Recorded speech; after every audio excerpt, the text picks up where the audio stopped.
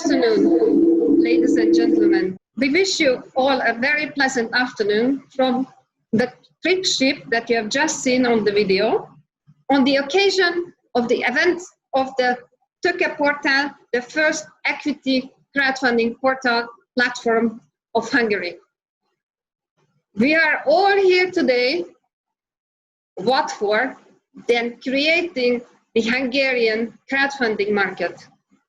Groundbreaking is a challenge. It's very tough. But I can tell you, it's very funny as well. We learn a lot on our way. We have just launched the platform with the first 5 campaigns when the pandemic broke out. So it was extremely tough to survive, but here we are, full of hope. And we are very pleased that you are all here to listen to our experience, and we are also here to learn from you. I recall usually emotionally, the birth of the Budapest Stock Exchange, which I experienced with a very young age. The Budapest Stock Exchange was the first to reopen in the Eastern Bloc, and that became the symbol of the creation of the market economy.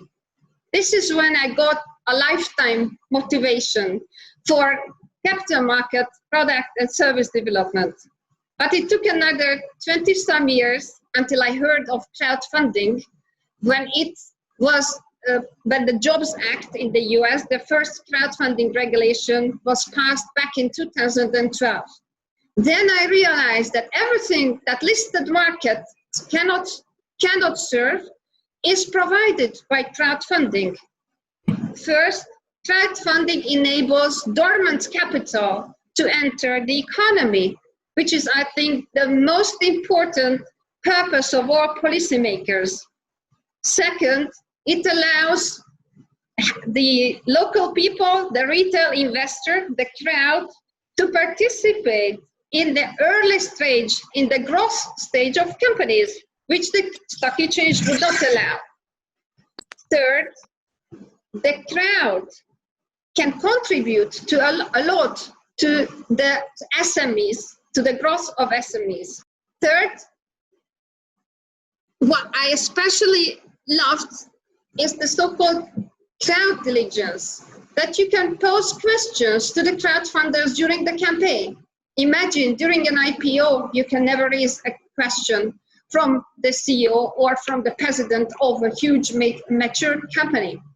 So crowdfunding fills the gap in the company funding life cycle, and therefore it has become extremely popular all over the world ever since the internet penetration has speeded up. So I started my short introduction with my recollection of the birth of the Budapest Stock Exchange. I conclude with the sad statement that Hungary will be probably the last to introduce crowdfunding in the European Union, and it's also up to you. We all ask you to help us in our way and participate in the campaigns as much as you participate in this conference. And here I have Behara near me, who is a crowdfunding expert who joined us in this event, and he's going to introduce the program of today. And there we will have the pitches and the presentations of crowdfunding and of investment experts from almost all over the world as it is presented in the agenda.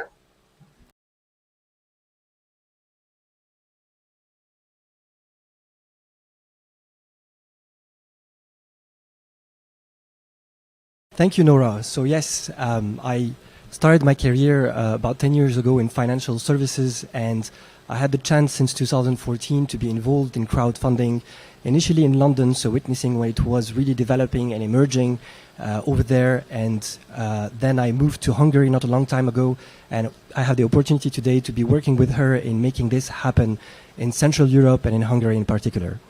So as you know, and as you can imagine, crowdfunding works for a lot of early stage businesses, but especially for those that have sustainability at their core, at their heart, crowdfunding can be even more of a powerful tool to be able to develop and to grow.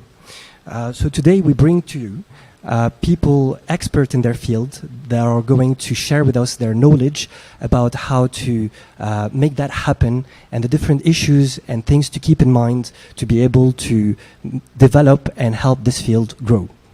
Our first panelist, our first speaker is Oliver Gaida, founder and executive director of the European Crowdfunding Network. The ECN has played a key role in promoting and pushing crowdfunding in Europe since 2013, and he's going to tell us more about the evolving regulation in this field, in this landscape. Following Oliver, if Banu Tuyakabayeva is here with us today, from Responsible Investor, she will tell us more about ESG issues and investors' expectations with that regard. Our third and fourth panelists are actually active on the ground. Asim, Ishaq, and Maggie will speak about their experiences as entrepreneurs, mentors, and community developers. Maggie, in particular, will focus on challenges faced by female entrepreneurs. We move forward then with the investor side. So we would have covered the regulation part. We would have covered people from as entrepreneurs, basically, and we will move from the investor side, talking with people from Danube Angel, such as Paul Poods, and Esther Ellemer from Impact Ventures. They will tell us more about an investor perspective and their basically their needs in the sector. And finally, we'll conclude with a focus on Hungary with Laszlo and Aniko that will tell us more about the Hungarian government and the National Bank of Hungary's initiatives in that regard. Finally, Martin Ellis from Monoceros Consulting will help us conclude the panel discussion and take us to the pitch presentation section, where we will show you some of our most promising pitches which are live on Tokeportal today.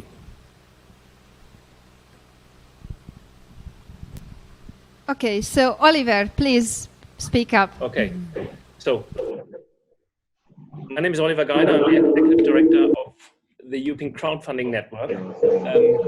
I'm extremely happy to speak here today, and even though I'm not in Budapest, but in Budapest, because like Nora, I have fond memories of a city quite a few decades back, which was very exciting and was changing at the time, and it has developed to something I think you can be proud of today. And so I think there is the possibility in Hungary to do good things and to develop things. Sometimes it gets a bit slower. I want to talk to you about two things: on regulation, on crowdfunding regulation, and sustainable finance. And I try to make the link between them. They are not initially on purposeful link, but there is a reason why I think these two topics are really important to look at today. So let me see. First of all, the European Crowdfunding Network, established in 2013, so just around the time when crowdfunding really first was noticed in policy in Europe. We're focusing on promoting transparency, self-regulation, best practices, and basically establishing the crowdfunding industry within the space of alternative finance. We are engaging in policy discussions with policymakers in Brussels, or if needed, also on national level.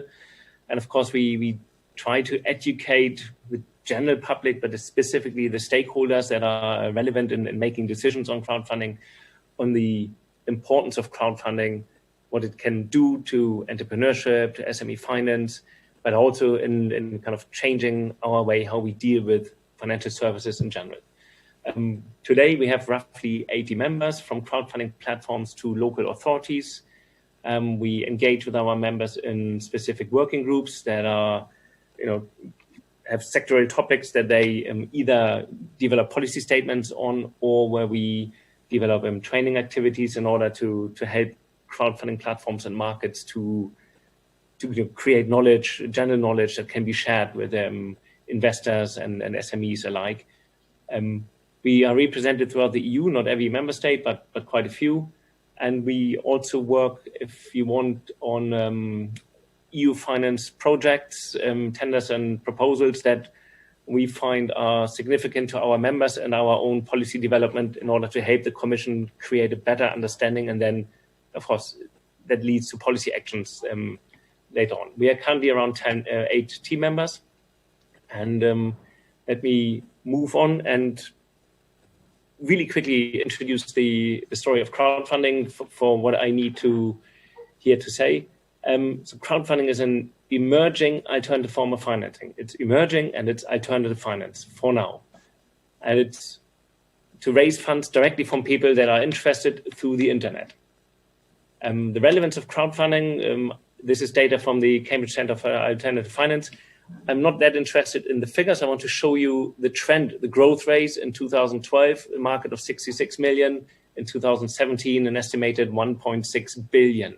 So we see significant and steady growth across the European Union. And we see that on the right-hand side, we have different types of crowdfunding that are all participating in this growth, some more than others, but they all remain significant, from donation-based to reward-based, lending and equity. We will talk a little bit more about lending and equity today, because that is where regulation will be applied. Crowdfunding is as old as humanity. We have other forms of collaborative finance, but the first kind of crowdfunding platforms we remember was started on the internet around 2006, plus minus. But it was the financial crisis of 2008 that created the understanding of market failure in, typical financial services. The incumbent banks were no longer serving small enterprises. They had no money left to allocate, to risky investments, and even business angels and venture capital that is usually touted as the way for innovation, were of course not broadly investing into everything. They were really cherry picking in those sectors that they thought had the best growth opportunities. So crowdfunding saw an opportunity. People launched crowdfunding platforms, and many that were launched in those days, 2008 to 2010, are still alive and have developed quite nicely. It's around that time, 2010 to 2012, where crowdfunding also became visible to policymakers. And Nora already said so, the first regulation or the first attempt to regulate was in the US in 2012. The first regulation in Europe was in Italy in 2012, with other member states like the United Kingdom, France and Germany following. And today we have some 60 member states, I believe, that regulate crowdfunding specifically on national level. The European Commission was very quick to pick up on this trend and already in 2012 urged member states not to regulate, but jointly to work on a harmonized regulation across Europe, but to give the market time to grow. So by 2017, the Commission in only 5 years had worked with the market, understood the threats, understood the needs, worked with member states, and was able in early 2018 to make a proposal for a regulation of crowdfunding across all EU member states. This was then called ECSP, European Crowdfunding Service Provider. On the path there, they identified in a study that we were involved in, but also through a lot of other activities with other market players, a number of barriers that they hope that they can ease with this regulation. This is true for national markets, but even more for transactions from one country into the other, so cross-border transactions. Market barriers due to digitalization, lack of trust, issues around data privacy, difficulties of identifying people electronically, and the readiness of the user to make investments to a digital device. This leads to increased transaction costs in order to gather information, to measure your impact, and also to make a market to onboard new clients. Still today, a really significant cost for any crowdfunding platform. And on the regulatory side, because Europe was at the time 28 member states, now 27, and you have 27 different applications of laws to crowdfunding, interpretations of EU laws, national laws, differences in national laws and EU laws that are not, that you can't resolve within the application of crowdfunding, created some member states to create bespoke regulation for crowdfunding, the EU to develop their view on legislation, but until then, the existing legislation had to be applied. And then incumbent national laws that may not have been written for crowdfunding still would have had an impact on crowdfunding. And it was creating initially quite a large amount of uncertainty, which I believe is what also Nora still experienced in Portugal, of course. So the ECSP I will not go into detail. It's far too detailed for this. But what it means, what it will match, will regulate is business funding interests. So companies that raise funds from investors through an internet platform. And it will do this for the facilitation of granting of loans and transferable securities, usually equity. Plus, and this is quite important, admitted instruments, which is not a term in financial language. This plays reference to some financial structures in individual member states that do not fall under European regulation for transferable securities, but where the member states have an interest to place them under this regulation. This is in particular the case in Germany with subordinated loans. It's similarly in Spain, and it exists in some other countries as well. So these member states now, if they want, can apply to the European Commission to have these instruments regulated under this new regulation. What the new regulation will not apply to, and this is also quite important, is crowdfunding where the funder is a consumer, the receiver, the fundraiser is a consumer. So if it is not a business, but if it is a consumer loan or some type of consumer transaction, the regulation will not apply, and this will continue to apply under national law. Other services that could be defined as crowdfunding, but only in accordance with national law. Exceptions may exist where you could do something in specific countries that is not covered by European law. This will not be touched.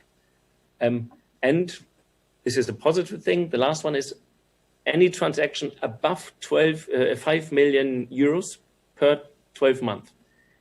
This is a significant amount that can be crowdfunded now. Every startup, every SME can raise up to 5 million euros every 12 months through crowdfunding.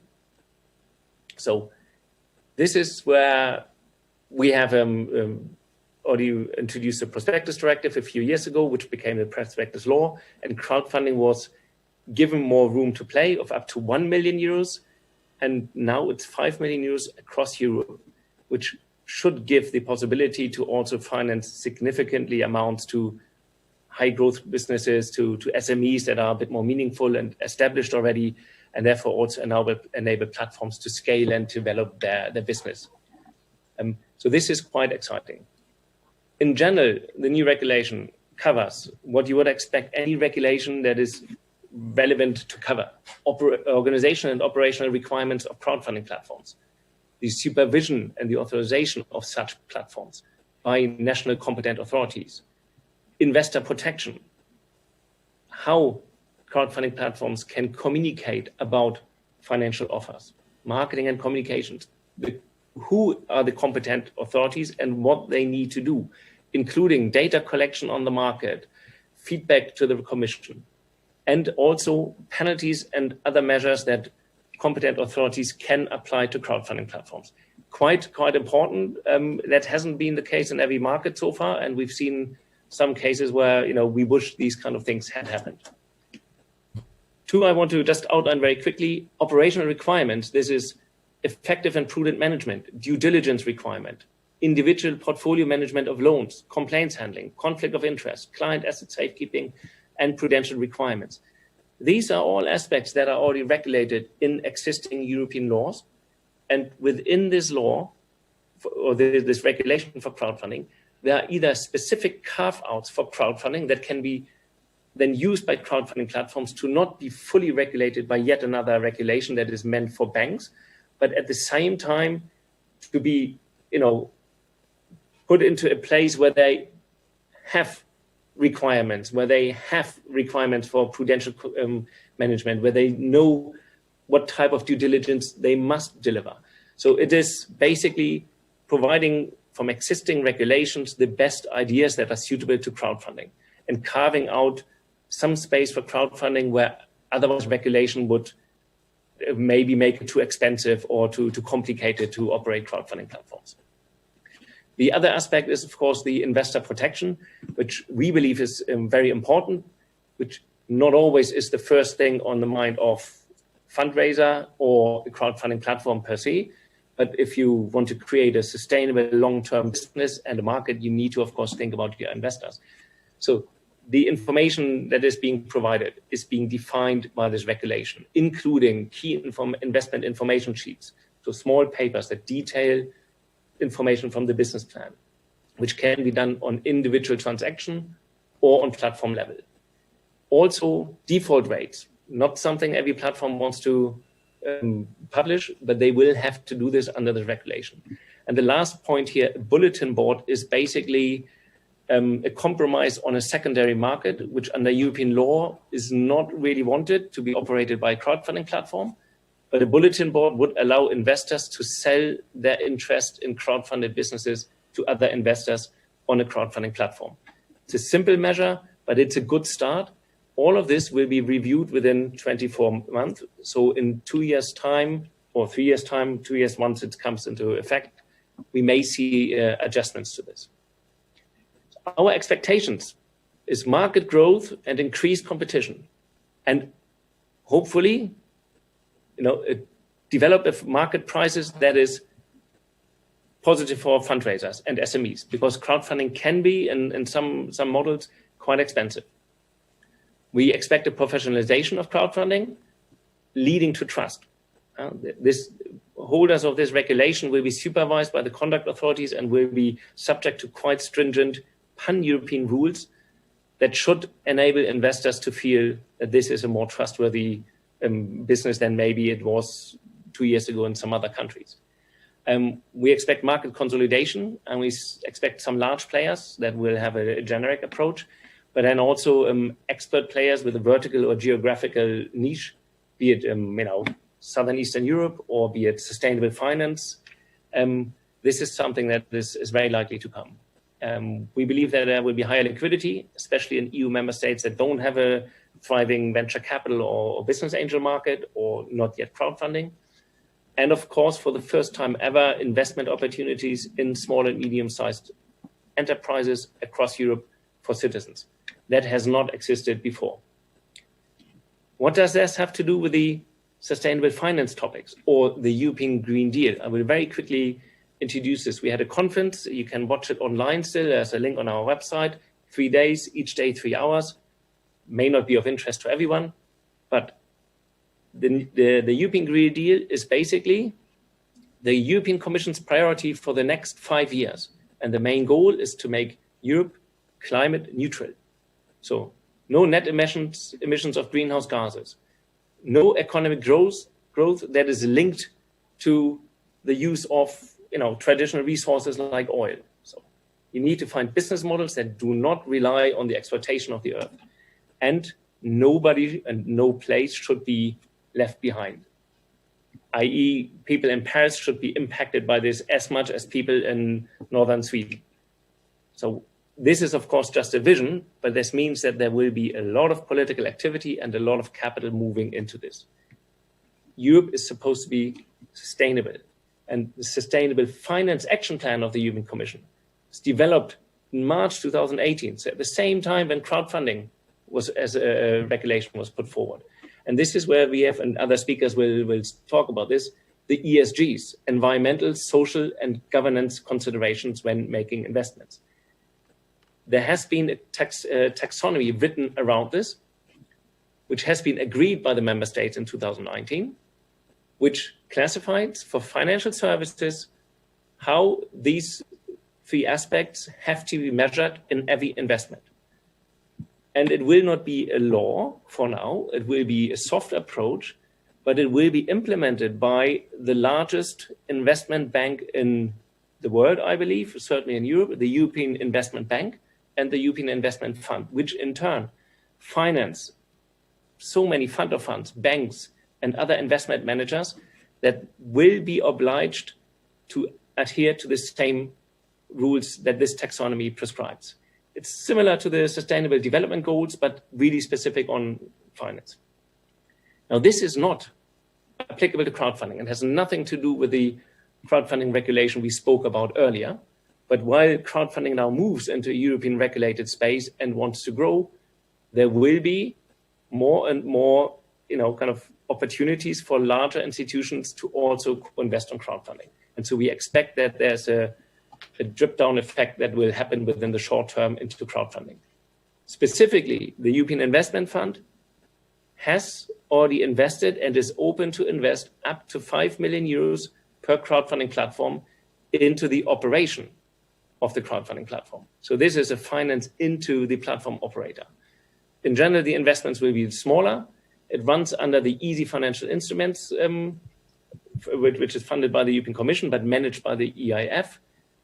And it's directed at crowdfunding platforms that have a clear impact or sustainable finance focus. 2 platforms have already received investment, One Planet Crowd and Lighter Co. We had them speak at our conference. You can listen to their experience. And we also had the EIF explaining what their aim is here. This will be rolled out further, and they expect to see more platforms in the near future.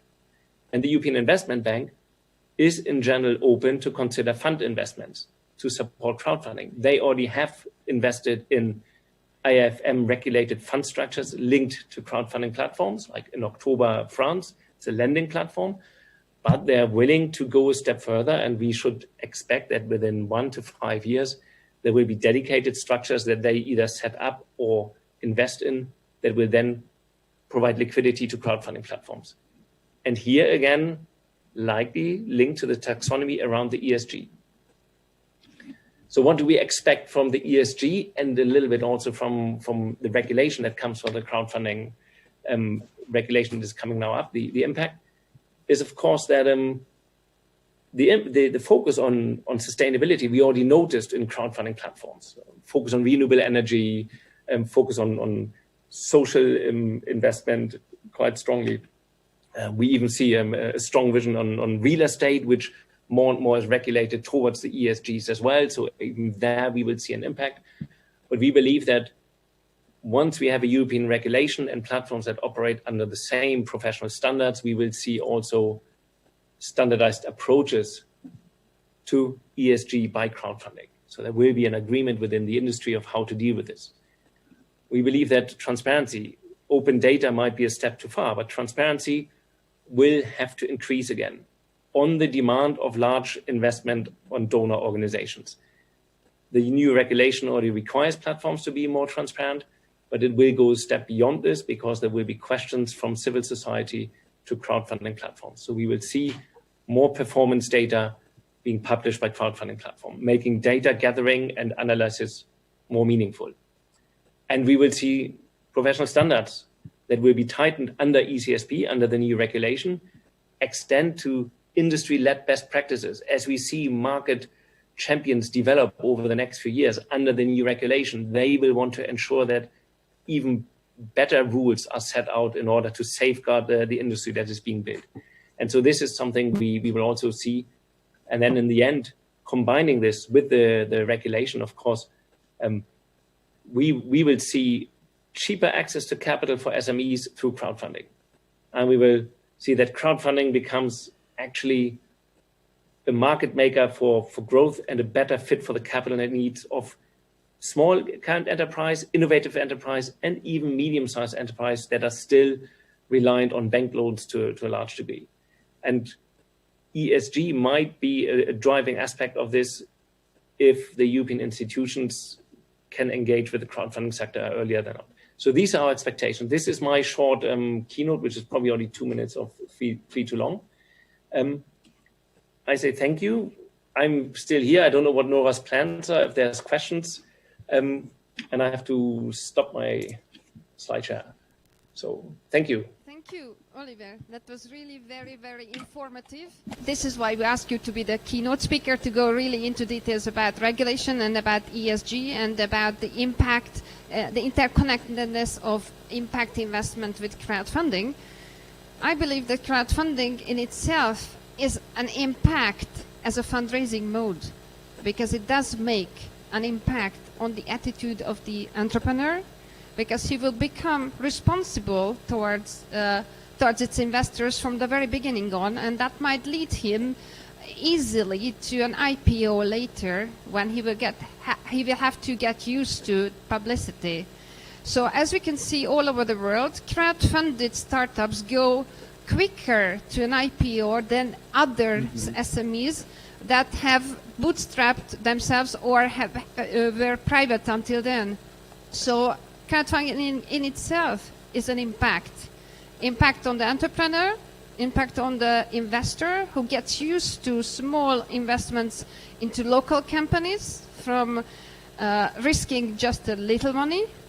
And it will have an impact on the economy when crowdfunding starts working and more dormant capital enters the economy. So thank you very much for this, all these details. We will share his presentation later on, and Oliver will remain with us for your questions that you can send us on Zoom and also on Facebook Live. Please go ahead with the questions during all the presentations. And now we would have Banu on with us, but she said that she's so much remote that her internet connection is unstable, but we have her backup video that we will share now that will last them 5 minutes. So now we will display Banu's video. Thank you. Hello everyone, welcome to the conference. My name is Banu Tőkeportál. I'm a researcher with responsibleinvestor.com.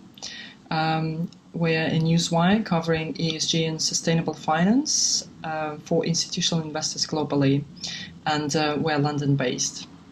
We also produce events and research, and I would like to take this opportunity to thank Nora and the Tokeportal team for organizing this event and inviting me to give you an overview of ESG and sustainable finance. I promise I will be very quick. So ESG stands for environmental, social and governance, and the acronym has evolved from so-called socially responsible investments and ethical investments back in the day, and nowadays investors and many market participants would use term sustainability.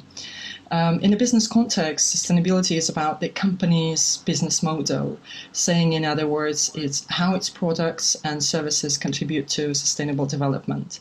And it is also about a company's risk management, how it manages its own operations to minimize negative impact. There are various types of investors who invest in ESG. There are big asset management firms, there are face investors like Church of England, for example. There are boutique asset managements whose sole business is ESG. And there are also, I think, which is more relevant to you, private equity and venture capitalists. And there are big firms such as KKR who now do screening, ESG screening, when they pick companies. So just to give you a bit of overview what ESG issues are, I will give you a glimpse of each of the issue from E, S and G. When we speak about E, a lot of us know about climate change, but another big risk is biodiversity. So it's forests, grasslands, coral reefs, etc., etc. And we know that in the recent developments in the world, such as COVID-19, affected lives globally. And research has shown that it's the destruction of biodiversity that creates the conditions for new viruses to emerge. And of course, it's going to threaten the world's economic stability at some point, but it also ultimately will impact the survival of human beings. Moving from biodiversity, from environmental issues to social issues, I'm sure you heard of a recent scandal related to a Manchester-based, here in England, firm called Boohoo. It's a fast fashion chain, and basically what happened is that the poor working conditions in its supply chain led many investors to sell their stocks, and its largest investor sold most of its stock several weeks ago. So this is human rights and labor standards, and very quickly about the G issue. So board governance and climate issues. What is happening there is that many investors are voting against board of directors and management of the company if they don't align with major climate frameworks, or they refuse to align, they don't commit, and they don't report on their progress of tackling climate issues. Just to give you an overview, and I think this is important, of the EU regulation related to sustainability. So the European Commission developed the EU Green Taxonomy, so-called Green Taxonomy, and what it means for financial and non-financial companies is that now, at some point in the future, I think from 2021, companies will need to disclose in their annual accounts any turnover and capital or operational expenditure associated with taxonomy-aligned activities. And you can go to the EU Commission's website and look it up. What are the activities that you need to be aligned with in order to get investors investments and pass through the regulation? And last but not least, I wanted to mention the UN Sustainable Development Goals. I'm sure many of you have heard of them. They're really important because they help business to deliver progress on our global challenges. So basically, the UN Sustainable Development Goals are aimed at giving businesses a framework on supporting the UN SDGs. Basically, what many companies do is they pick several SDGs and then they set related business objectives, measure and report on their progress. This is me. Thank you very much. I hope it was useful, and please let me know if you have any questions. So Banu is not present, but we will forward her if you have any questions or if you want to contact or reach out to her. Hello for those interesting words. I totally agree that we have to work on on supporting sustainable initiatives and incorporating externalities. My name is Mechtig van Knobelsdorf, or simply Maggie, and having grown up in Germany, I work with low-income female entrepreneurs and with a solar startup in the US. I was self-employed, and now I'm running my own business, Hungarian for Expats, which is offering expat-relevant language courses. And I'm really passionate about entrepreneurship, as you can see, but also about climate change. So that's throughout my career. Today I want to talk to you about making startup finance more inclusive. I was chapter leader for female founders in Budapest for the last 15 months. And I've made some experiences. You all know the numbers. 3% of all VC finance went to female startups. Add another 9% for mixed teams, and you're still only at 12%. That is not a lot. Now, of course, there are several reasons for that. Here are my top 3. First, it all starts in the sandbox.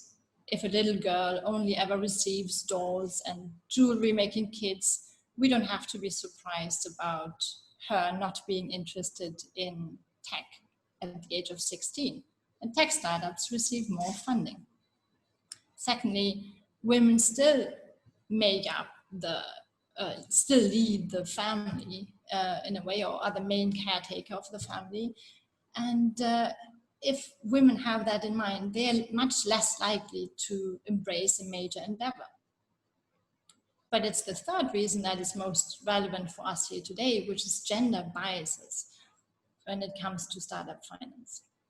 For example, a study from 2017 found that male founders receive different questions from VCs than female founders.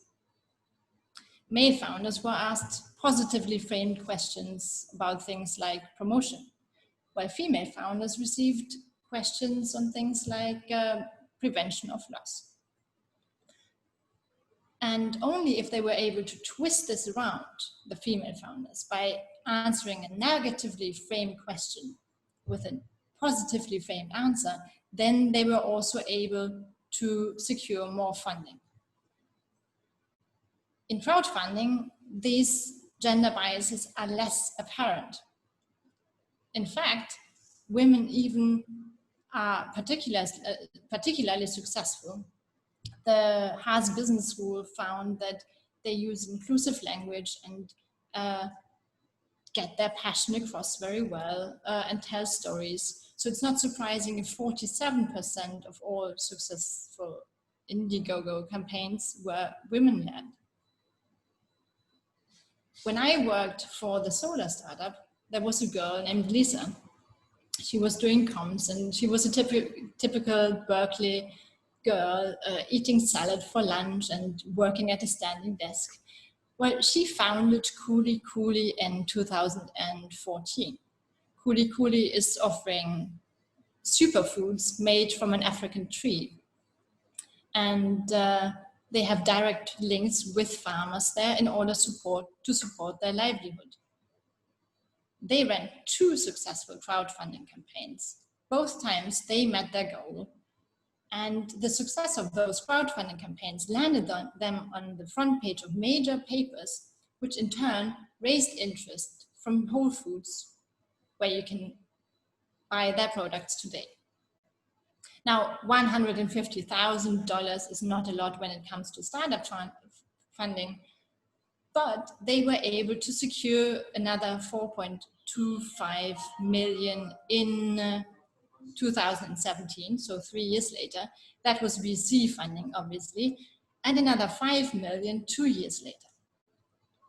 Lisa says that without the crowdfunding campaign, they wouldn't have been, Cooley Cooley wouldn't exist. And I can see that among the entrepreneurs that I have worked with as chapter leader for female founders over the past 15 months, I could see a lot of initiatives that were sustainability focused or simply for a good cause, also human rights sometimes. And that's where the beauty that I see in crowdfunding really lies. It makes the financing process more democratic. Whether a founder is female or male or a person of color is simply less important than the cause.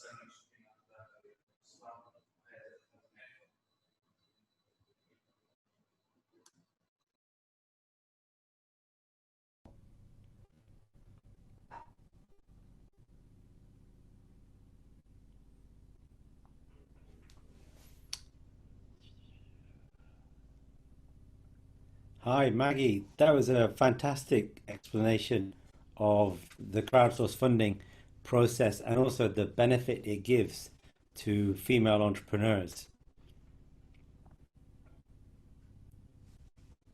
I'm hoping I'm going to speak and you can hear how grateful Nora is of your perspective, because I don't think we can properly hear Nora speaking. So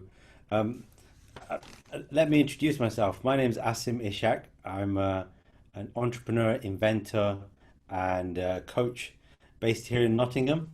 I live not far from Robin Hood and the home that was used to film Batman. So I live in good company here. And Jona Kivanok, I'm definitely a friend of Budapest. As I've traveled.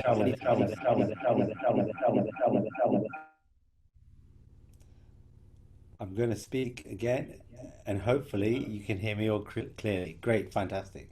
So I'm going to share my screen with you, and you're going to get to see my little presentation and my words here. So let's do that right away.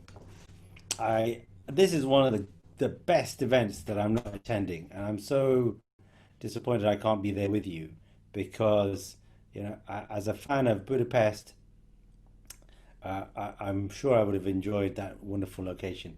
So let me start off by introducing myself. So as I said, I'm an entrepreneur. I started my career with HSBC, so in finance, but got bored of finance and banking and went on an adventure in the corporate sector before setting up my own company in sustainability for the built environment around 18 years ago. And I've been involved with many innovators, and I've helped work on around $2 billion worth of funding, mainly clean technology. Now, clean technology funding is really complicated because it's quite new. It takes a lot more time. It's heavily regulation driven, whereas pharmaceuticals and business and digital investors are really savvy about that. But so clean tech, I believe, is one of the most complicated areas of funding to work in. And I've worked on with billionaire property owners. This is the Trocadero building in the centre of London. I helped design a recycling facility, and I raised £9 million of it for myself, but the market had moved on in it, and I had missed the opportunity. In Hungary, I've worked on renewable energy projects, and I've been invited to work on projects with the Inward Investment Department of the government of Hungary as well. So, and then to add to my my adventure, I created my own invention. I developed an insulation system which turns old cold homes into beautiful new insulated homes fit for the future, and that will be the subject of Green Deal investment in the future in Europe, and I'm looking at taking that into greenhouse technology, making it out of clear plastic. So along the way, you're asking, why am I here for this launch event for Tokeportal, which is Hungary's first crowdsourced funding, which is such an adventure to be on. Well, I actually, in between inventing a very complicated product, I invented a toy, and in a surprise-winning, award-winning toy called Simrix, and I did it for fun, but we used crowdsourced funding to actually get the project off the ground. I know some of you innovators are looking at really complex products, but the lessons that I learned from this simple toy have been really useful for me, because what I learned was that crowdsourced funding is highly democratic. It's a merit-driven platform, and you have to be really clear on what you're offering and who you're offering to. So that was really useful. The other thing is that you have to bring your crowd to the platform, and you have to spend a lot of time building community. And if you can get people excited about your product before you bring it to the platform, it can really be very exciting. So crowdsourced funding is about building the crowd before you get to the platform, because if you can build the crowd before you get to the platform, then you're going to have a lot more success. The other thing I learned is that you better have your ducks in a row, which means get everything ready you need to launch. When that funding hits, then you're answerable to the crowd. So as an entrepreneur and as a mentor now, I teach entrepreneurs about the route from turning an idea into revenue. And it's not as straightforward as the magazines, the journals make out. It's over glamorized as an industry. But if you think about the reality of it, it's not that difficult. It's a real challenge, but it's one that we can overcome. So my lessons to entrepreneurs, this curve, two wavy lines, I think are the most interesting and useful lessons that innovators need to bear in mind. So if you've got a pen and paper, write down the diffusion of innovation curve, because this is the most exciting part of launching your idea to the real world. Because most people, they go for the big in the middle, the center point, the mass market, the big opportunity where all the money is. And that's not really where you should be focusing on. As crowdsourced funded innovators, You're at the beginning of your journey. You're not at the middle of your journey. So you need to focus on the innovators, that tiny speck at the beginning of the curve, that really precise point where people who are willing to take a risk on you without the perfection, without the wonderful packaging, without all the regulations in place, without you being the most experienced team members. You need to excite those innovative people. That's who comes onto crowdsourced funding platforms. You will very rarely find an old billionaire on a crowdsourced funding platform. You will very rarely find established, conservative, wealthy people on crowdsourced funding platforms. You will find people who are much like you and are willing to take a risk, and they want to be part of that journey. So focus on the journey that you're on and target your product, your innovation, your service on the best place to be. What's the minimum viable market that you need to launch your product to? Focus on that, be really clear about that, and have a vision for the future. But be clear on how you're going to make money from the innovators. If you can do that, it's really easy for investors to get excited about you, because believe me, they are already optimistic, they're already seeing the potential, if you can tell them where the beginning is. So the experiences that I have are around that reality. And so as a mentor, I'm really clear on what kind of mentor I want to be to innovators. And that is an honest, straightforward, no BS mentor. I've spent far too much time with mentors in my journey that offered me no value, no purpose, no common sense, no sense of reality, and didn't give me that tough, honest hand. They were more interested in me booking them for the next meeting rather than the value they gave me there and then. So think about the commercial process that you're on. You can't do everything with your product. You can't serve everybody with your innovation. Have the phases clear and know where to begin. Intellectual property is crucial because that's what investors need to protect their assets. So be clear on the pathway to intellectual property, but know that it's not always about a patent. A patent isn't the answer to everything. Trade secrets, your process, design registration, trademarks, the expertise you build around the contracts that you have, they're really critical. The relationships that you develop on the platform are the sum of the relationships you develop on the way to the platform. So be really good about that. Work with people that you know and you trust and you like and share your values. And this might seem a bit weird to say this. If you don't like the people you're working with, don't work with them, because business, you spend far too much time in business to actually have a horrible time there. So if you don't see eye to eye with people, you don't share the same values, you can't trust them, then choose not to work with them.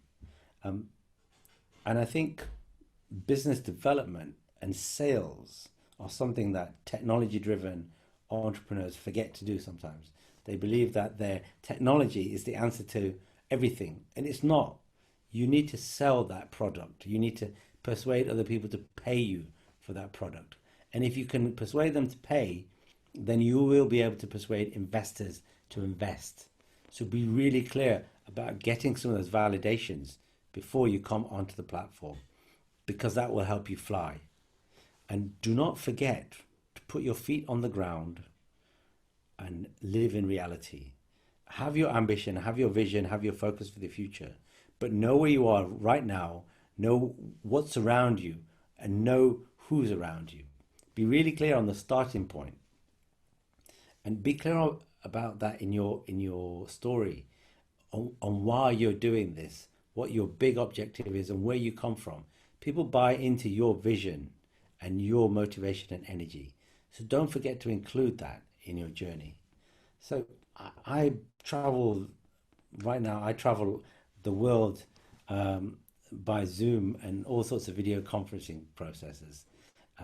But I work for the European government, I work for universities around Europe, and I work with some fantastic innovators. My last travel was to Paris at the beginning of this year. But I was in Hungary and Győr and Budapest in autumn of last year. So I'm delighted to be back in this way. If I can be of assistance to you in any way, then you can find me on LinkedIn. Here's my QR code. You can zap me. I also have a podcast where I talk about the reality of the entrepreneurial journey. Enjoy the process of turning your idea into a business. I recommend you enjoy every single step along the way rather than hate the process, hoping that the end bit is going to be fantastic. If you enjoy every step along the day, it'll help you enjoy what you've achieved when you've achieved it. So thank you very much for the opportunity to speak, Nora. I wish Tokeportal every success in being Hungary's first crowdsourcing platform. And what an adventure we're on together. Hopefully I'll see you in Budapest very soon. Thank you very much. Thank you very much. Do you hear me now? I do. Great. Okay, so it has been fixed. But on the live stream, everything was fine. Just here within Zoom, we had some problem with the sound, but now it's fixed. So thank you, Asim. Honestly, it was also a very funny and enjoyable your presentation, and I encourage all participants or presenters also to reach out to you and take use of your extreme experience and this encouraging methodology and mentoring all the people. Thank you. So now we have yet 4 presentations before the pitches, and I would like then ask the Danube Angels presenters to share their experiences about the CE investments and also about crowdfunding. Thank you very much. So please, Paul, go ahead. Good afternoon. Thank you very much, Nora, for the introduction and for organizing this event. At Danube Angels, we started, I think, the same journey as Tokeportál 3 years ago when we have established an Austria, Vienna-based equity platform. All this business in Austria is very much at the beginning, I think, a little bit more advanced than in Czech Republic, Slovakia, and in Hungary, because we have one of these special laws, which Oliver mentioned before, which gives some kind of legal security for platforms. Let me share some main points about our platform. I think we all should learn from each other, and maybe for the one or the other investor as well as crowd operator, there is maybe something interesting in for you. So we are 3 partners. We come from the consulting business. My background is pretty much the same, I believe, as Nora. So we started all in the wild times when all the exchanges in the East started to operate, and my way led via Prague to Frankfurt and back to Vienna. So I'm more the financial guy. Jakob Hüttale is a lawyer, and Peter Helešitz was born in Czech Republic and lives now in Vienna, and he's our expert on the business development side, helping young companies to develop and to do what Asim recommended, to make business development, show traction in order to convince also at the end investors. 3 years ago we started. We have a special focus on Central Europe. So we target companies from the German-speaking countries, Czech Republic, Hungary, and Slovakia. Why? First of all, it's our enlarged home. And secondly, we do see a lot of interaction between these markets where finance is needed, but also our support in the business development. To give you an example, the first company we worked with is Octagon, a Slovak producer of outdoor fitness parks. They have established themselves quite successfully in Slovakia as well as in Czech Republic. But the first, let's say, new market for them was selected with Austria, and they needed know-how, contacts, and finance. And all of these 3 components we were able to provide. So they're now doing like 5 times the turnover since we started with them, and so it's a very, very nice track record of how it can work. The same is valid for Austrian companies. They need to sell their product to Czech clients, to Hungarian clients, to German clients, and we are trying to help them likewise. As opposed to many other platforms operating in Austria, we have now I think 14 or 15. They all work on the basis of, from the financial instrument on mezzanine loans. I'm too long in the equity business to like it, so we are the equity advocates in Austria. It's sometimes hard to structure, it takes more effort to execute the transaction, but we strongly believe that only equity is the right financing model for a young and growing company. There has been some mentioning about democratization of investment and attracting funds which are now not in the economic circle. So we are part of this. We have the lowest lot size available in equity investment in our region, and we try to structure our campaigns with lot sizes of 1,000 euro. And we are investment advisors by law with the necessary license. And of course, we try to convince our investors to go with us in all the transactions with small amounts in order to spread the risk and at the end to have a nice performance. And what is also important, to start entrepreneurial investing. Nora knows it, and all other people from our region know it. We are not known as equity countries. Equity is something which is still suspicious to many people. So what we are doing is a little bit an outcry to promote equity. I'm doing this for 30 years with some successes and many fallbacks, and we are very committed to continue. Some track record from our side. We are not a campaign fabric. It's not our goal to maximize the number of transactions. We work with 2, 3, 4 campaigns per year. That's also what we are going to continue in such a style. And the reason is that we're not only a platform, we want to work with the companies. And of course, we have the same financial constraints as every young company. So we are a team of 6. So we can manage only selected transactions. And that's how we would like to continue. Right now, we have an actual campaign, which you, of course, cordially invited to have a look on, danubeangels.com. It's an Austrian green tech company. There has been some mentioning about impact investing. I have to admit, it's not our primary mission. So we are sector agnostic. We are, apart from all the ugly stuff, of course. But in this case, it's a company recycling wastewater. And the charming thing is it's profitable business and still reducing 95% of precious drinking water. So if you're interested in some kind of such transaction, have a look at the webpage.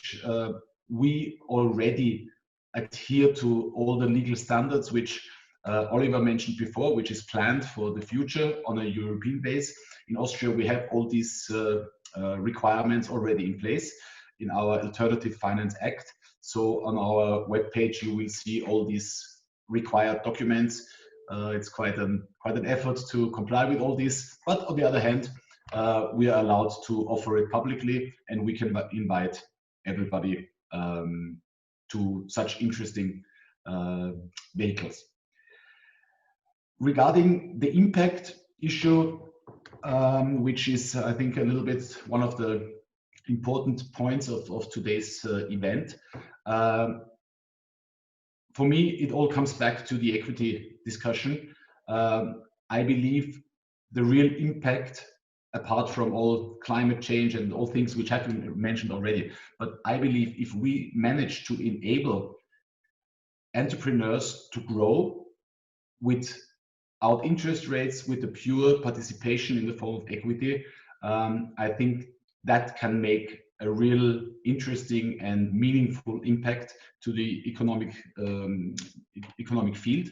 and we are starting in our region at a very, very low level. So I do hope, as for Danube Angels, as for all other platforms, and today, of course, very much for Tokeportal, that we all find our niche, that we are able to attract investors, and that we can do our little part of impact to a sustainable and profitable future. In case of questions, feel free to ask them now or send me via chat questions. I'm very happy to enter discussions, and I'm looking forward to the rest of this event. Thank you very much. Thank you, Paul. Thank you very much for this presentation. I guess I have a question. It's interesting listening to you speaking that your company is bridging the gaps that Oliver previously talked about in terms of fragmentation in the European market. So we know there is regulation, which is also helping at the EU level, but probably not at the national level. Today, we also know that from a strategic perspective that each country has different preferences in terms of investments and economic profile. So the fact that you are managing to cover different countries, you're bringing synergies between them is actually quite remarkable. I was wondering, in terms of, you seem to be very selective in the investments that you take on board. So not too many, but you work very much in depth with them. Have you experienced or have you had any exits so far, or have any of your companies seen more sophisticated investors coming in, later stage investments that has bought out some of the investors that initially came in with you? So I could not understand entirely your question, but I think it was concerning at which stage and what kind of criteria we have to onboard companies. Mainly, if you had any exits in the companies that you've invested in, that your crowd has invested in terms of maybe IPOs or later stage investors coming in to buy out the investors that had initially came in. So no, we don't have an exit yet. So we did 9. So we're now in the 9th transaction for 7 companies. The first one was exactly 3 years ago when we started with Octago, and that is in line with our, let's say, with our assumptions and in line with our agreements. So we agree with the entrepreneurs that over a time span of 4 to 5 years, an exit should be realized. Vis-a-vis investors, we agree on a 7-year contractual relationship to have some leeway, because, as you know, it always takes longer than one would expect. And so we are, let's say, somebody wants to see me, okay. So we are, I think we are on track, but no, we didn't have to have an exit yet. Okay, thank you for that. That's interesting. It gives some pretty perspective for investors as well. I think the second gap that you actually are bridging at Danube Angels is very much operational, because you also work in depth providing a lot of expertise and advice to the companies that come on board on your platform. And this is where actually I want to introduce the next speakers, which I've missed in my initial introduction. So Peter and Georgiou from CEU, associate professors there, which will talk more, tell us more about the incubator, Innovation Labs, the CEU Innovations Lab Incubator, which supports startups and obviously help them much more also on an operational level. There you go. Good afternoon, everyone. It's a pleasure to be here. So and thank you for the kind invitation. I'm Peter Siragi. I'm associate professor, head of the MSc in Finance at CEU, and head of fintech section in the iLab. And we thought we would drop by to talk about really about the not just the how universities can actually foster innovation and startup development, because we feel that we have a great responsibility in this. We started the iLab some 4 years ago, and as you will see, we have made some great strides in this respect. But please let me pass the word on to Achilles. Hello, everybody. I'm Achilles. Unfortunately, I cannot share my video. I don't know why. But let me walk you through a bit on the CEU Innovation Lab. I teach at the university more than 10 years already, but I consider myself primarily a business person. I work in sales and leadership roles at I have worked in various multinationals and small companies as well. So let me walk you through in few minutes, which is almost impossible. You can imagine for teachers and academics to present something in few minutes. That's a big challenge, but let us take this challenge with Peter and walk you through our CEO Innovation Lab. Can you see my slides? Hopefully, yes. Yeah. So the Innovation Lab is an incubator where you can turn your ideas into reality. Now you have heard a lot about how you can get access to money. Once you have a good idea, you still need to work on it. So the proper place where you can apply this is at our incubation. So this is the incubator of Central European University. And I'm very much sure that you have all heard about the university in the news. So having a global footprint, thanks to the university with 3 campuses, so the startups, the companies who are joining us will have immediate access to the global level. So they direct access not only to Vienna, but also to the US. Some of our teams have already leveraged in the past. So this is a great opportunity to immediately show up not only in Hungary, but in Western Europe, but also in the US once companies are joining. How we can do that, how we can be successful, is having an ecosystem in place.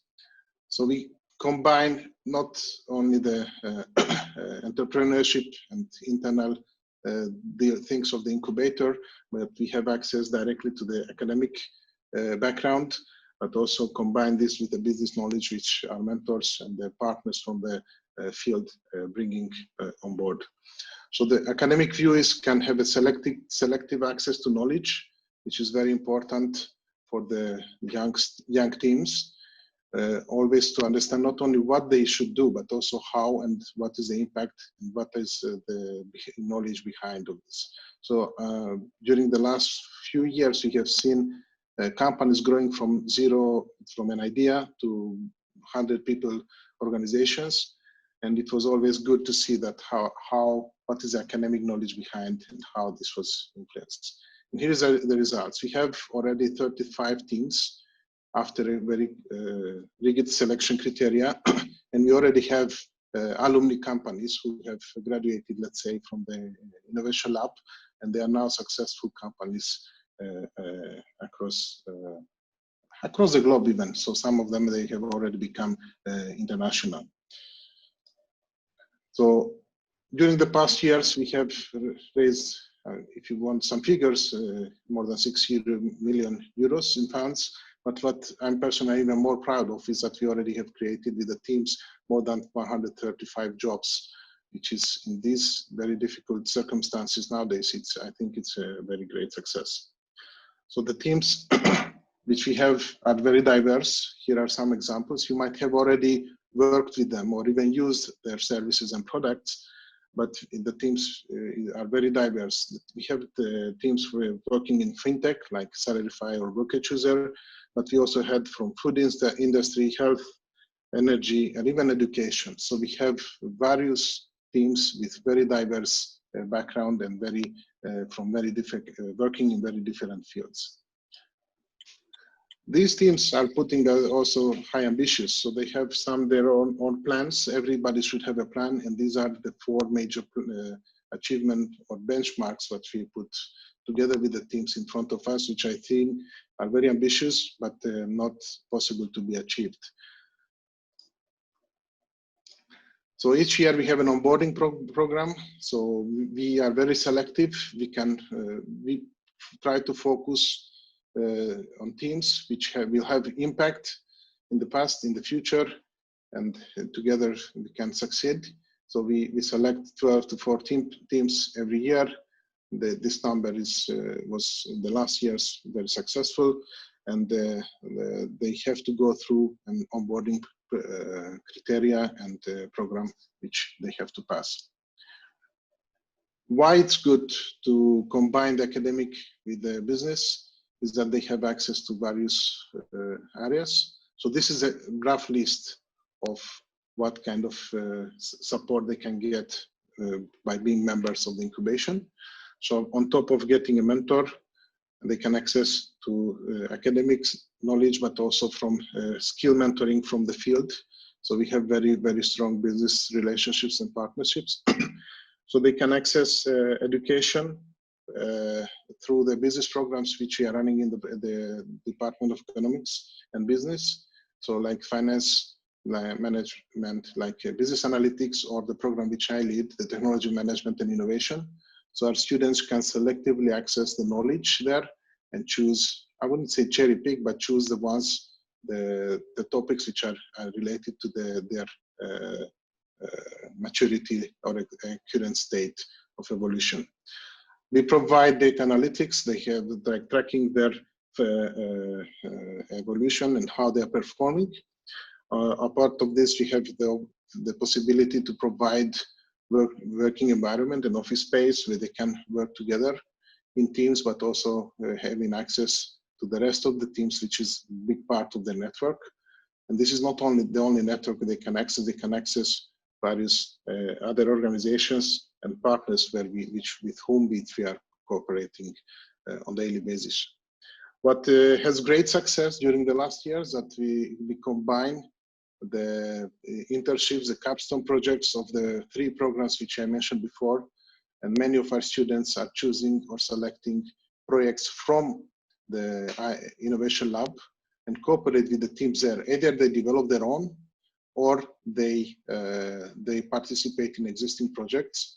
And this is a great success. And we have seen many of students becoming permanent employees or members of the startups in the incubation.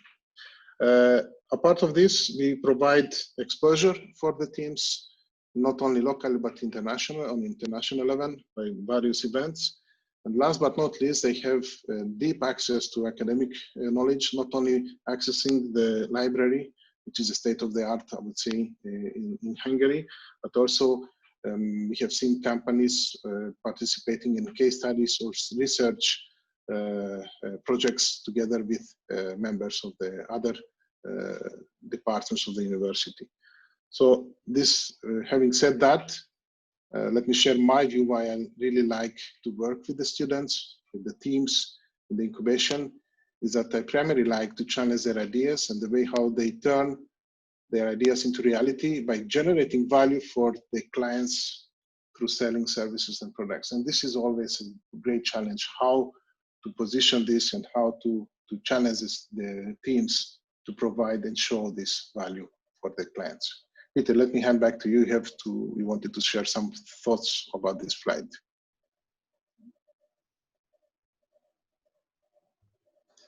Thank you. Please let me just add how much the startups themselves contribute to the university, because we are recycling everything that we learn from them as well. And in fact, we use them as live case studies as all of our innovation and entrepreneurship related courses in a bid to really raise the next generation of startups. And as Tőkeportál will attest, we actually offer students for consulting projects to Tokeportál and various other partners as well on a regular basis, really trying to spread the knowledge that the students accumulate. And I was actually a little bit disappointed that Elamir from Impact Ventures couldn't join us, because one of our social impact startups, the Taylor Network, just received a big A-round investment from them. So that would have been interesting to discuss. So yes, this really ends up being a very cohesive ecosystem where the incubator and its startups are an integral members of the university. And I think this is exactly why they can grow and develop so fast at CEU compared to maybe smaller incubators who do not have the same academic infrastructure behind them. Finally, let me just say that originally when we started the iLab, it was designed to incubate the startups of CEU students and alumni. But now, of course, we now also offer bootcamps that allow access. And in fact, if we come to social impact, we recently partnered up with the EU versus virus hackathon, which had 20,000 participants from all across Europe. The director of the incubator, Andrea, was the challenge head of the digital finance domain. And we also participated in the remote working and education challenge. This has resulted in basically an online cohort that will now come into the iLab, 13, 14 teams, primarily focusing on social impact. So hopefully this will be a model that we will be able to continue with going forward, where we can basically have virtual teams who are not necessarily even in the same city. So these could be pan-European teams doing innovation. We have an open door policy, so if you'd ever like to come and see us, you're most welcome. Thank you. Thank you, Peter, for your presentation. It's quite fascinating. It's a big enterprise to have to bring all those parts together, mentor, coach, promote, network, all the 7 or 8 steps. I tried counting them, I lost track, but it's a lot of things that you're trying to do in one place. So great stuff. Quick question, maybe you've answered that already. I mean, a lot of startups, usually, and some based in Europe, look at the US as the big avenue or the El Dorado in such a way. So your positioning helped a lot in that, at least theoretically. So I was wondering from a networking perspective, and you probably mentioned that as well, I've missed it, but do you have a US chapter where you actually present, introduce to investors or mentors or resources there as such? Well, we will primarily use our alumni network. We have alumni chapters in 72 countries, including 3 in the US. So if one of our startups wants to access the US market, then we can just hook them up with the California chapter or the New York chapter, and the alumni on location will actually do their best to help. Good example was when we went to San Francisco 2 years ago, and one of our alumni actually got us into the Wells Fargo incubator. So this actually works very seamlessly. This is a great network to be a part of. Having said that, I mean, of course, we're working startups. So, I mean, if you do want to access the US market, then you will actually have to move to the US. And they will normally expressly ask you to reincorporate in the US. And that's just what's happening to Plantcraft, one of our startups that Impact Lectures invested in. They were basically trying to access the US market, so they had no option but to relocate. And then we just try to make it as seamless as possible for them. Very interesting indeed. Thank you very much for that, and all the best. We're going to move to the next speaker, Laszlo Jobai from the Digital Welfare Program of Hungary, who's going to tell us more about the digital success strategy of the Hungarian government.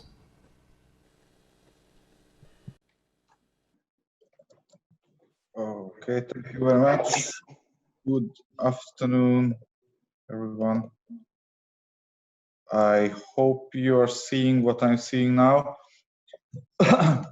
I think I'm in a quite hard position now after everyone has been speaking very valuable thoughts about crowdfunding, and I'm not even a financial expert. I'm the CEO of the government-owned company and this government initiative called Digital Success Program. And the most important I can say is that I'm very happy that we could support this event to come to life and to be organized in this manner. And some self-advertisement wouldn't hurt a bit. So I planned for 8 minutes. I'm going to be short because of the delays on the schedule. But I want to give a basic explanation on who we are. And after everyone has spoken, people from the crowdfunding era, people from the legislation, people from the European lobby forces and the incubators and actual people doing business in this area. I can rather tell you who we are not. We are a government initiative called Digital Success Program, and we actually, I don't know. Oh, okay. Called Digital Success Program. We started in 2015 after a consultation from the government regarding the digital development. Pardon?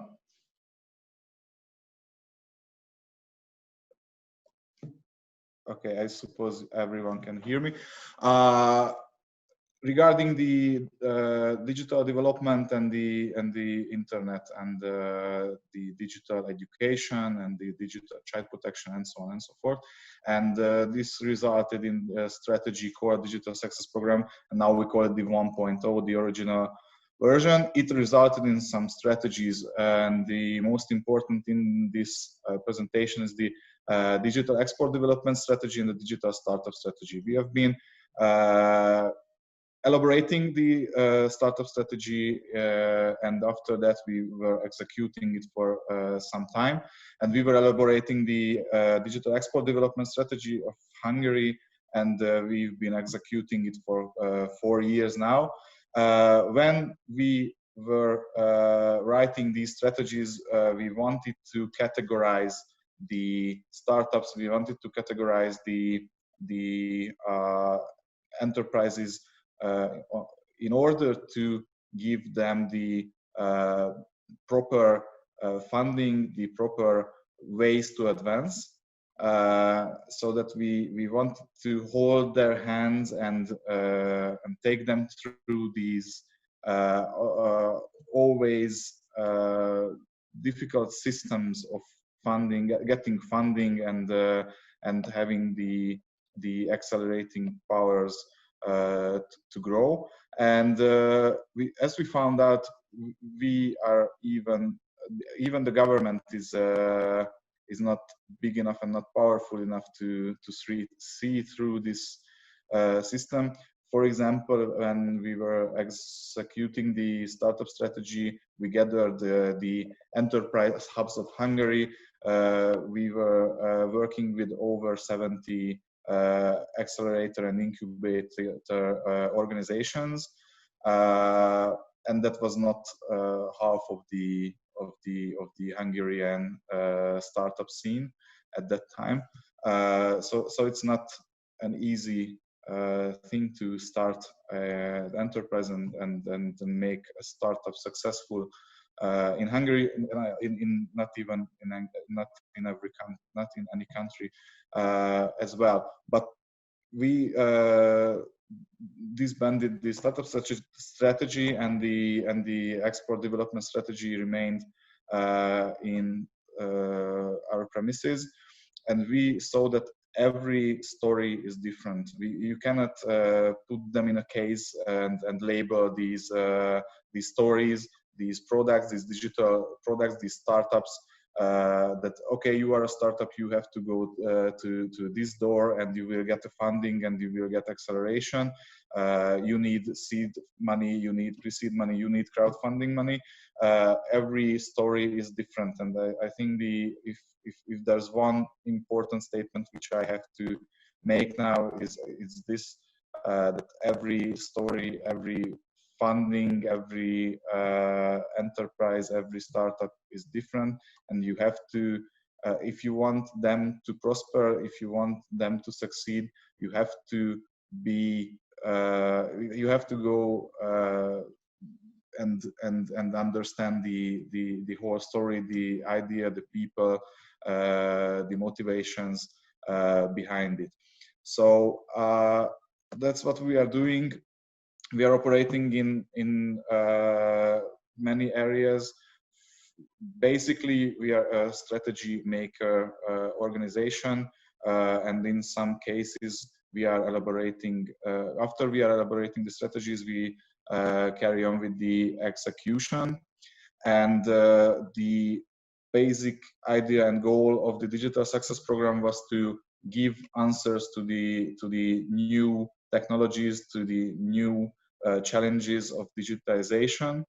Or the original motto of the Digital Success Program was, our goal is for everyone to have a positive balance of digitization, meaning We have to enhance the positive effects of digitization, and we have to minimize the negative effects of digitization.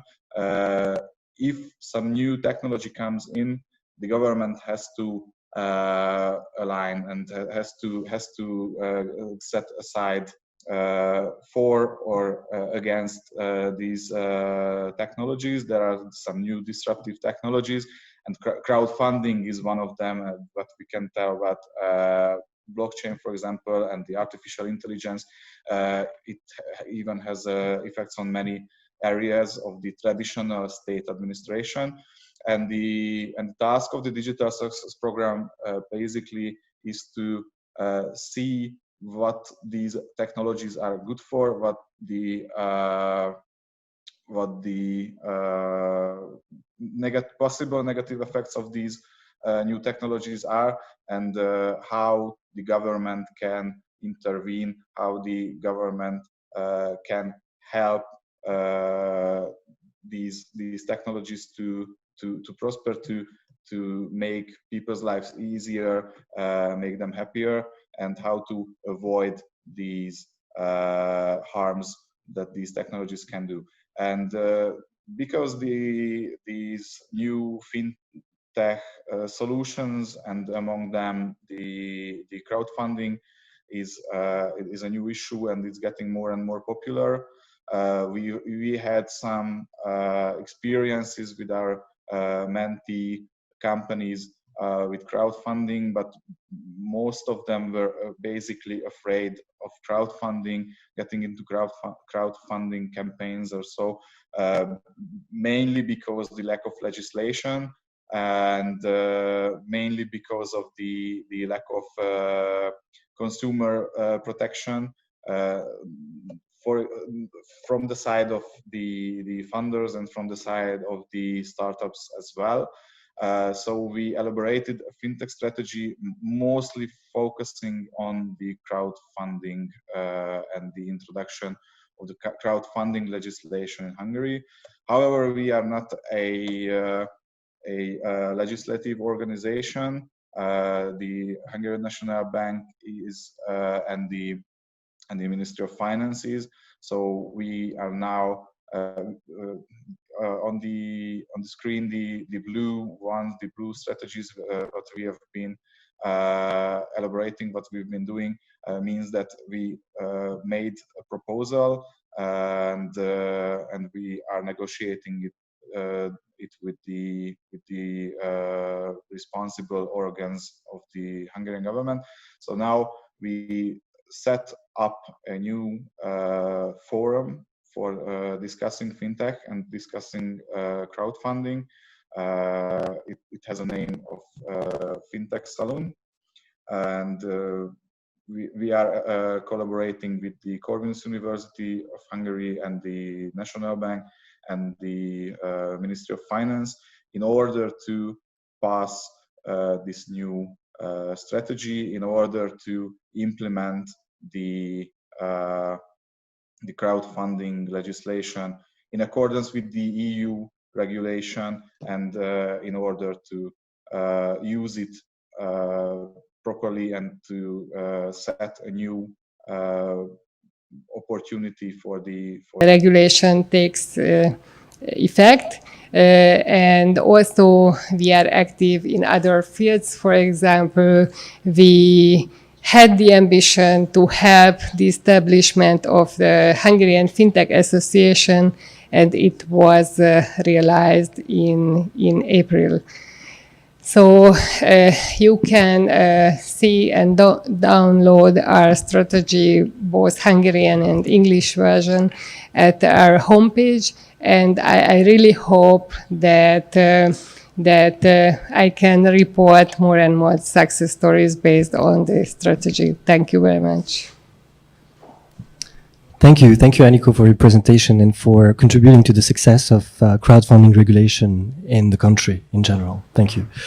Now we're going to move to Martin A.S. from Monoceros Consulting, who's going to help us summarize the key messages from the different speeches that we've heard today, and introduce 3 pitches from Tokeportal's platform, 3 campaigns that are currently live, and maybe afterwards you can join me in investing in one or all of them at your earlier convenience as soon as possible, please. Thank you.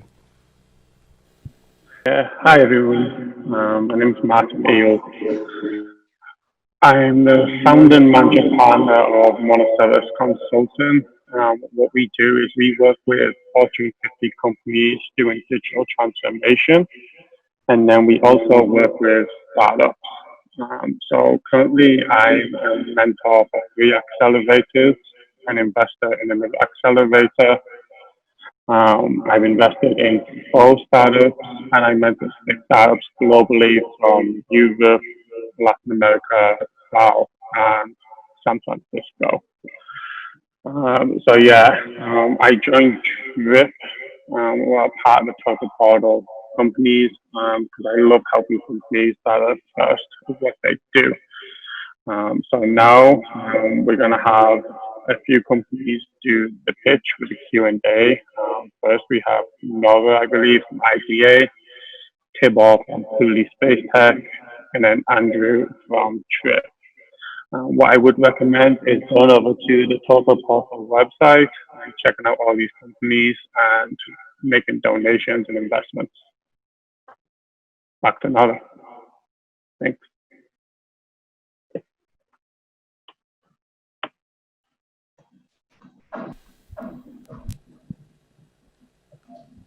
Thank you for everyone for the excellent presentations and for the few questions that you have raised throughout the professional part. And now we have, in the final section, we have 3 pitches to come up.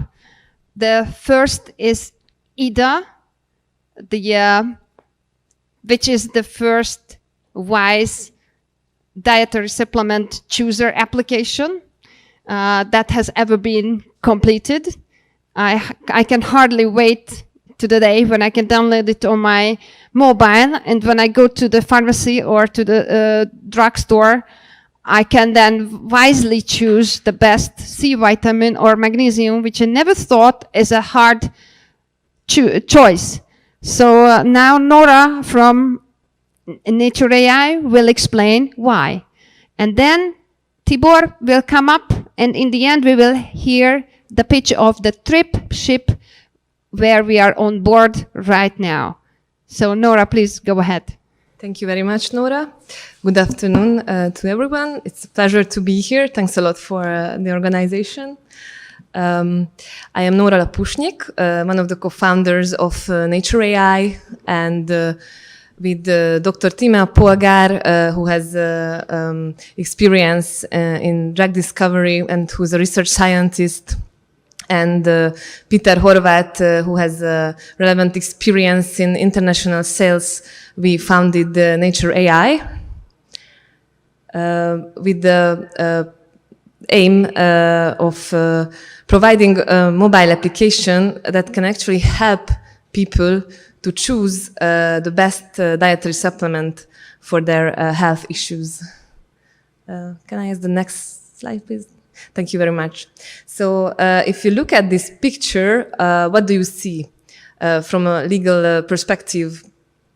All these products are, from a legal perspective, considered as food products, which means that unlike subscription medicine, there is nothing to protect you from overdose or side effects, adverse effects, toxicological effects. So actually, it's really just on you to choose the best product and to take them in a way that they help you to prevent getting a disease or to stay healthy. Next slide, please. So, how do you decide when you want to take any dietary supplements? Well, it's quite challenging, right? So the problem is not that there is not enough information, rather it's the opposite. There is too much information, and the majority of those information is not really reliable. There is good advice from neighbors, friends, grandmothers, and also a lot of scientific information available online. But for people without scientific background, it's really hard to use this information for a wise decision. What could you do? So there are a lot of scientific publications, and it's an exponentially increasing number. Last time I checked, I found 16,000 publications on the health effects of dietary supplements. So practically it is impossible to read all of these. And even if you can find only those ones related to your health issue or to the active ingredient in the dietary supplement you're about to take, it's very hard to understand the language and the conclusions of these scientific publications. So what we do, the solution, is actually a mobile application backboned by a database compiled of clinical studies and other scientific information and product information and dietary supplements to help you because the information is structured in a way that can actually lead to quick decisions and help you to better understand the result of these publications.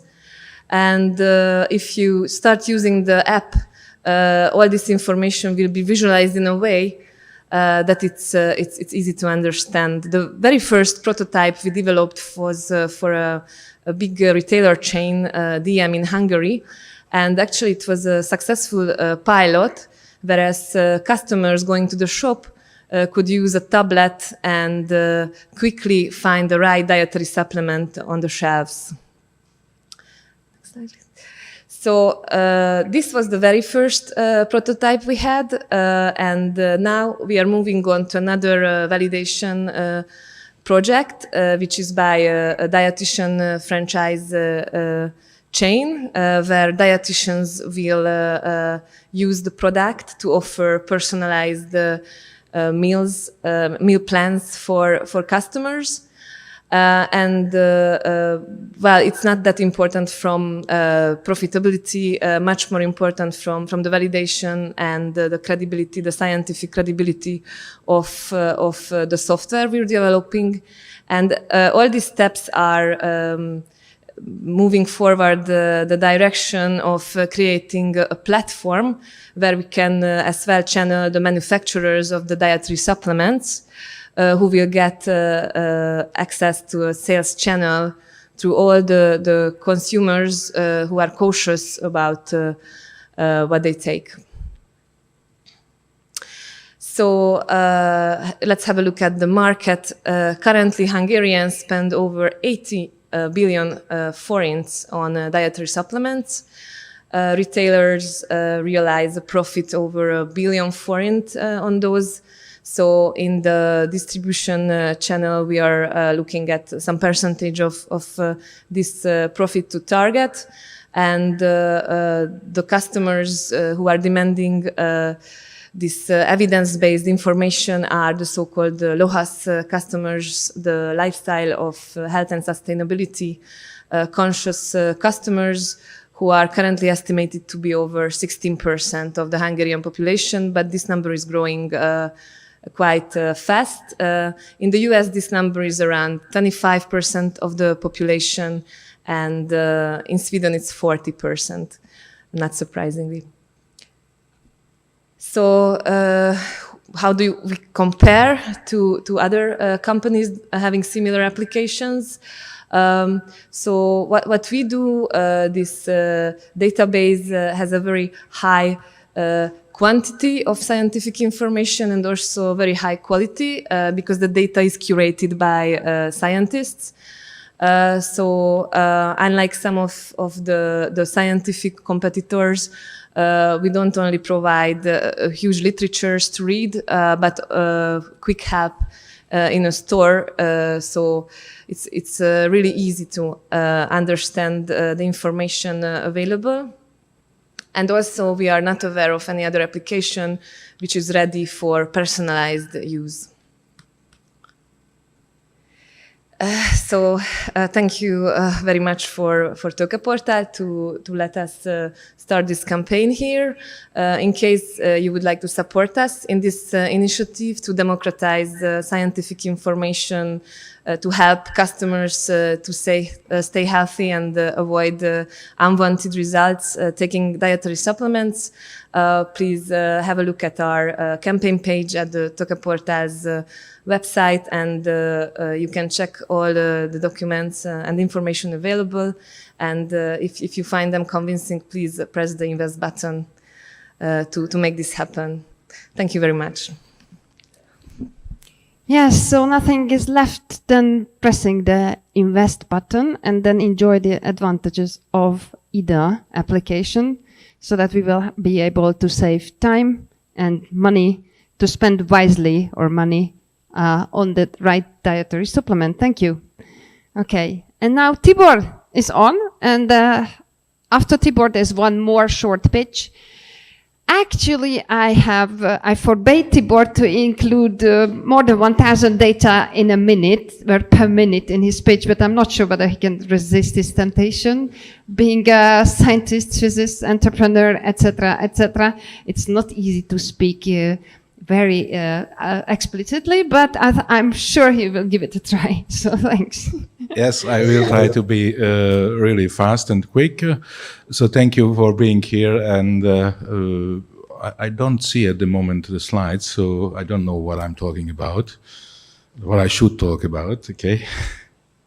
No, okay. So first, thanks again for the campaign here, and I think this is a bit different type of campaign on Tőkeportál. You see here these nice guys who knows they were the so-called mighty Magyars, or the golden soccer team in the 50s, and some people say that was the best ever football or soccer team of the world. And I think they made an impact on Hungary and on soccer history. And the question is what we want to do with them on the moon, and what the moon has to do with that, what pulley space has to do with that.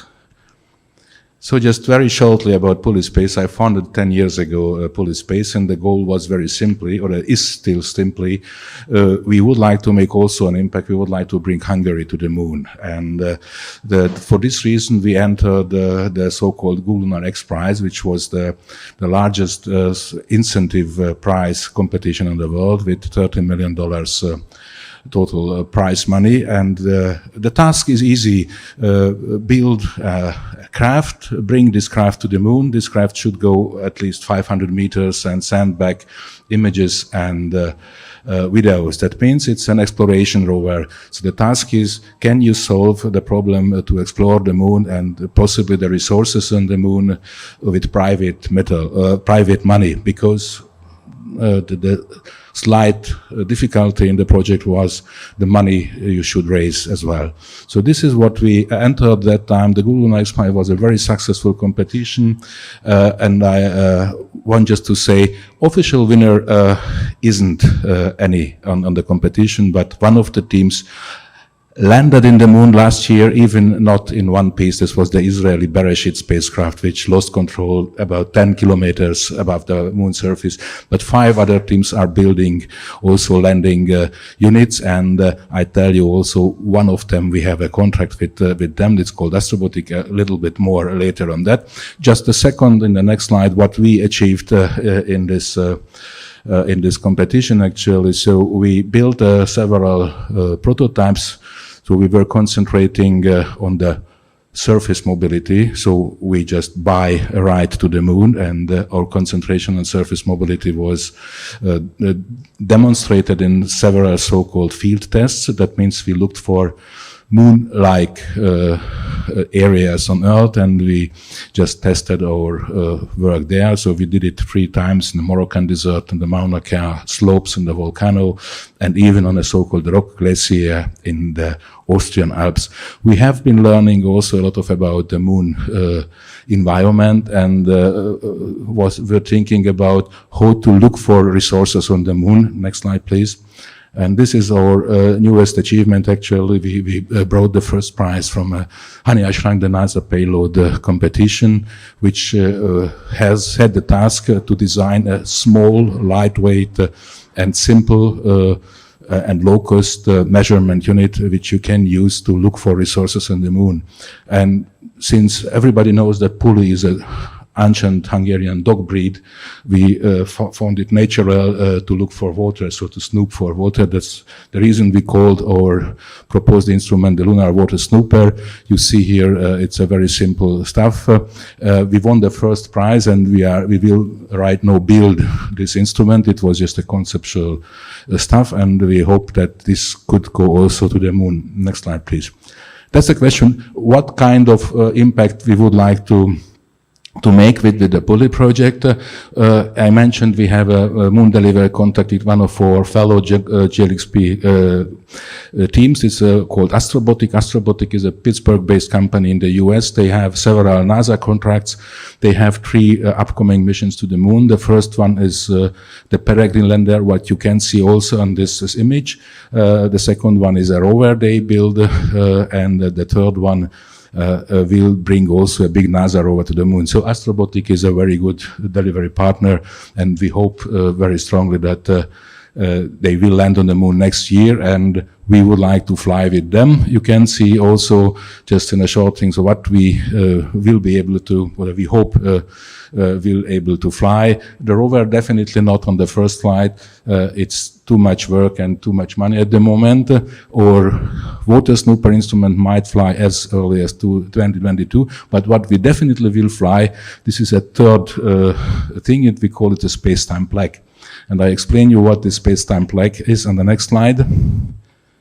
This is actually a message. It is more or less common that some people are sending names or other messages on space probes, and we choose a pretty different one.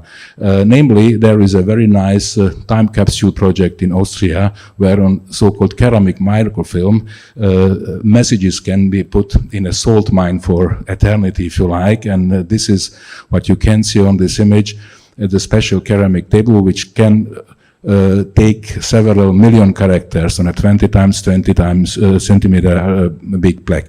And we just thought we fill this plaque with a vivid collection of we call moon notes, which are 1 page or 2 pages memories or whatever you like to bring to the salt mine here on Earth, and we will make a copy, an aluminium copy, and will fly on Peregrine to the moon. And it's where the circle is coming, so we will make hopefully an impact first with this space-time plaque, then with the water snooper and with the rover. But coming back to the last slide and to the golden team, our first campaign is just to help the mighty Magyars to the moon. So we would like to make an impact as well together with you. Just come out, check the Tőkeportál site or campaign and help us and the mighty Magyars to the moon. Thank you.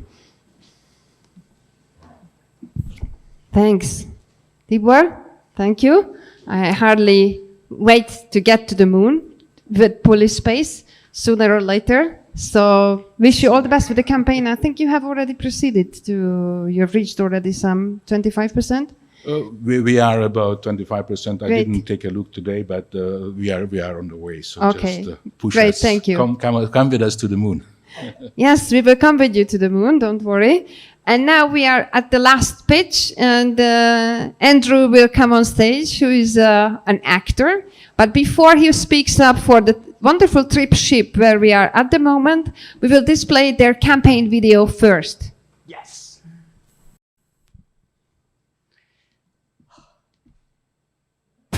Ez itt a Trip, Magyarország legújabb kulturális platformja, az első magyar karanténszínház otthona.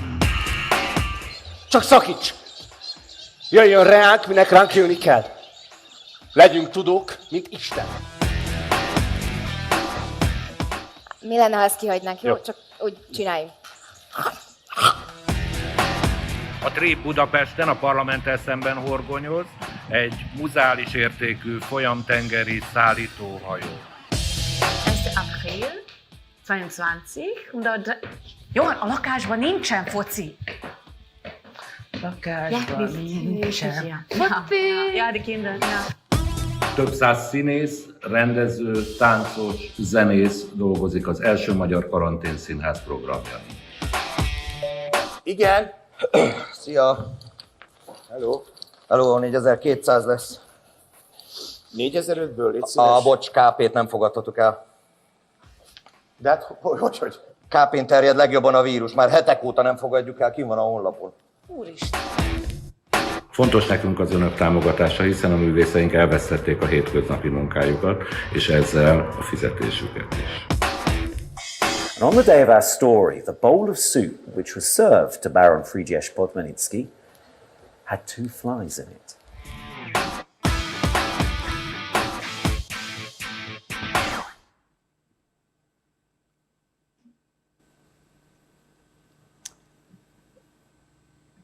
Thank you so much, and I really appreciate the chance to be here at Tokeportal. I'm here in the name of the Trip Hajón, which is a performing arts center here on the Danube. I'll ask you to imagine yourself in Rome, Italy, a city of pines and fountains. It's absolutely stunning, teeming with culture, and normally inundated with tourists. You have nowhere to go, nowhere to easily be, because everything is absolutely swarming with people. And imagine yourself there on one day when actually there's no one in town. It's desolate. It's completely empty. In fact, you've been invited here to run a masterclass for the actors at a theater in Italy, but that has been canceled because of the fear of this pandemic. Now, in all of this, the great excitement of seeing Rome with ease quickly turns to fear, frustration, uncertainty, and panic in my weaker moments, especially when the kids weren't looking. Because me, as a performing artist, an actor, director, and a screenwriter, I start to wonder, what are the possibilities in this incredible unknown future that so many of us face in just about every industry will be challenged? So when I came back to Budapest after this unsuccessful trip to Rome, I was really concerned. I have my own theater company that I've founded, lots of actors and people that I work with constantly. Almost all of my jobs have been canceled. But I do receive a phone call from Laszlo Magács, the artistic director here, who's an old colleague and friend of mine. And he calls together a meeting, and within days, early March, that meeting has 40 people upstairs. And from that meeting is the birth of the first Hungarian quarantine theater. And I think what's significant about that is when I think of why I'm an actor or why I'm a director, why I'm a screenwriter, I think that the greatest experience that people can get from theater is if there's a symbiosis, or there's this collective feeling that happens between the audience and the performers, something extremely unique to that moment, that time, but actually leaves the audience thinking about and talking about one another after that performance is done. And I believe that theater needs to have the opportunity to do this. But there was so much uncertainty. How is this going to happen? How can we keep this going? And the first Hungarian quarantine theater was the place that actually gave, I think, a lot of us hope for that. What immediately started happening were plans for different theater companies to innovate, plans to put on live performances, plans to put on streamed performances, plans for tapings, plans for writing, a playwright competition, a lot of different performers, dancers, musicians, whoever brought these kind of cross-disciplinary groups together to try to innovate new ideas and new things. And that's exactly what gave me a lot of hope, is that this is what the future might very well be like. It might be what it demands of us, to be the innovators and the creators that we are professionally, but now to take that to a whole new level. And I think going forward, that's going to be the very important thing that this place, the Trip Art Hajón, or the Trip Art Boat, has to do. That's the role that it has to play. And what I'm asking from you is to be a contributor to that, to be a partner in that, to look and to see the hundreds and hundreds of different performing artists and all the different professionals that are required to put on these very important shows, to make culture everyone's, to allow us to share culture with everyone, and to make it a place where people can attend and be a part of. And we'll need that support so that we can collaborate, that we can work together, and that we can find our way forward so that performing arts doesn't stagnate, get lost, or try to be nostalgic in the frustration of this unknown future that lies ahead, but actually takes us as an opportunity to innovate, to bring forward a whole new idea and a whole new concept, and hopefully end up somewhere further down the line than we are right now. So I, again, thank you. I encourage you to look at Tokeportal.hu, also to look at the